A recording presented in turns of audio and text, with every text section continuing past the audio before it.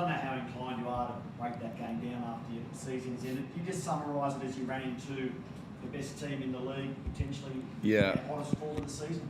Yeah, no, first off, congrats to Illawarra, Justin, and his team. On a much-deserved win, and and an unbelievable season, right? They're the number one team in the league for a reason. I don't want to talk too much about the game. Obviously, it's not a way we wanted to end our season. It leaves kind of a bad thought in your head, or it's a long off season. But I'm really proud of this group, this team. They started the season off 0-5, and I think since that point they've almost had do or die games to get to this point, right? If you start 0-5 and you finish one game away from having a chance to play in the grand final, there's not a lot of room for slippage. And I think for whatever reason tonight, it just wasn't our night. And right from the get-go, it was a stinker of a game. A bad time to have a game like that, but a lot of credit to Illawarra for coming out and being ready to win a big game like this. But I'm really proud of this group. I've said it before and I'll say it again. They accepted me from day one. There was no pushback whatsoever. And I think for that reason is why we've had a lot of success this season. Really nice moment on full time between two American coaches. Can you take us into what was said there between you and Justin on full time? Yeah, I just first off, I congratulated him on an awesome season, and I told him I like what he's done with his team. They play the right way, and basically I think that was it. Just congratulating him and telling him, I'll be watching the finals and just best of luck, basically. Yeah. What do you think it was? I know you don't want to talk about the game too much, but they seemed to have their footing offensively from the get-go, and then they ended up finding a lot of open looks. Yeah, I mean, what do you think went wrong for you guys? A lot. I'm not trying. A lot in terms of the game. I mean, we just got punched early, right? It was just a big knockout punch, right? And I'm not. Again, I haven't been a head coach for that long. I haven't ever been involved in a game like that gets up to that high of a deficit. So it's a learning experience for me too, right? Trying to figure out how we try to move and shake during a game like that. But the guys kept playing hard.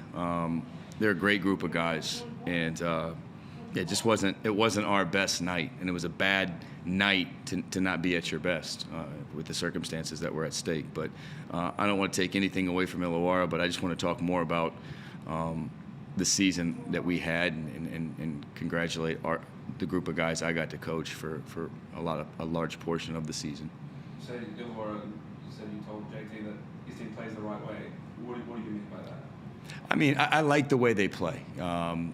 They've got physical guys. I think that was part of it. We struggled with the physicality in this series. We really did, especially tonight. And that's what I mean. He gets his guys to play really, really hard. That's the secret sauce, right? That's what I mean. They play hard. They play tough. They play physical. I just like his team. And yeah.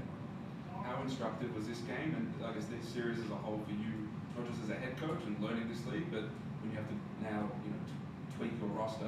How instructive is this entire series and this game in particular for you? I wouldn't even just say. I mean, obviously, it kind of shows like what you need to get to take the next step, right? When you're building a roster, but I think that's kind of been an evaluation period the entire season, not just this series, right? We've played these guys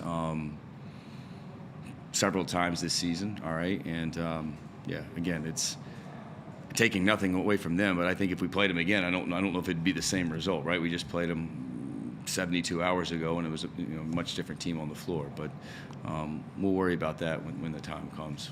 Josh, 0-5, the season was in ruins. You come in and you take the team within 40 minutes of a championship series. So how do you reflect on the season, and secondary to that, how does it make you feel about your second season in the NBL, your first full season in the NBL? Yeah, again, I'm really proud of the group. I just told them it's really hard. Like sometimes when you do these press conferences, you wish like you could do it like the next day when you have like time to just take a deep breath, right? But yeah, no, I'm proud of this group.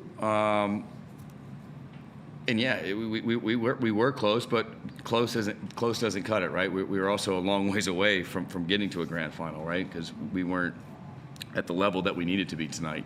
Yeah, and then we'll sit down once we can get back home, and yeah, we start building the roster for next season. Because the Hawks did exactly what you did this season, last season. Look what they did. So I suppose my question was more about you as the coach. How do you feel about the next 12 months having arrived here this year?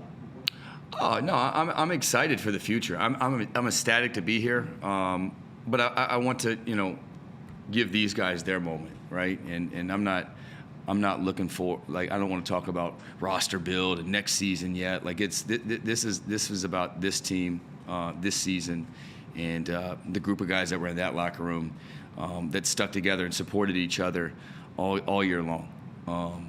And I told them, I just told them I really appreciate them accepting me and allowing me to coach the way I wanted to coach, and it's not easy to do, right? When you're 0-5 and yeah, everybody's talking about, I don't know, how bad you are, and to find a way to get yourself off the mat, and like I said, have basically do or die game after do or die game. It's not easy to do, but yeah, it was a really fun year.